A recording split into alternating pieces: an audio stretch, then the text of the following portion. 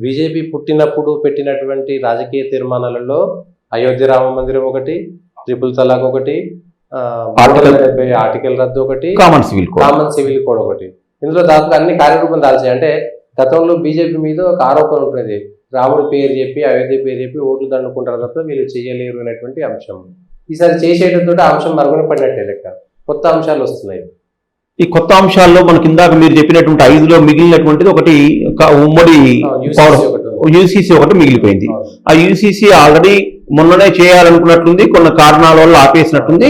రేపు ఇమీడియట్లీగా ఎన్నికలు అయిన తర్వాత వాళ్ళ యొక్క ప్రాధాన్యత లిస్టులో క్రమంలో బహుశా యూసీసీ అనేటువంటిది మొట్టమొదటిగా ఉంటుంది. దాని తర్వాత నియోజకవర్గాల పునర్విభజన కొంత ఉండొచ్చు. ఇట్లా కొన్ని ప్రయారిటీస్ ఉన్నాయి. జమిలీ ఎన్నికల మీద చట్టం చేసేటువంటి ఆస్కారం కనబడుతుంది. అట్లాగే న్యాయపరమైనటువంటి కొన్ని చట్టాలు కొన్ని పెండింగ్ ఉన్నాయి.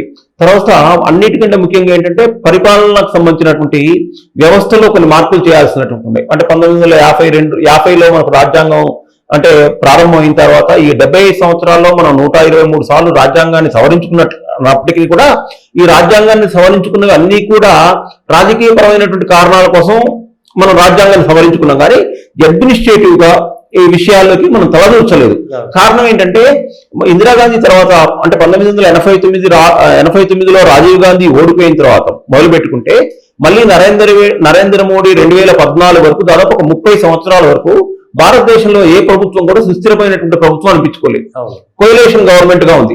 అది వాజ్పేయి గారు కానివ్వండి, పివి నరసింహారావు గారు కానివ్వండి, ఇద్దరు పూర్తి టర్మ్స్ ఉన్నప్పటికీ కూడా, మన్మోహన్ సింగ్ 2 టర్ములు ఉన్నప్పటికీ కూడా అది కోయిలేషన్ గవర్నమెంట్ అవ్వటం, తర్వాత వాళ్ళు ఆ ప్రభుత్వానికి పూర్తి బలం లేకుండా ఇతరుల మీద ఆధారపడటం వల్ల ఏమైందంటే ఈ మన పాలనా వ్యవస్థకు సంబంధించినటువంటి ఏ విధమైనటువంటి సవరణలు కూడా మనం చేసుకోలేకపోయాం దేశం.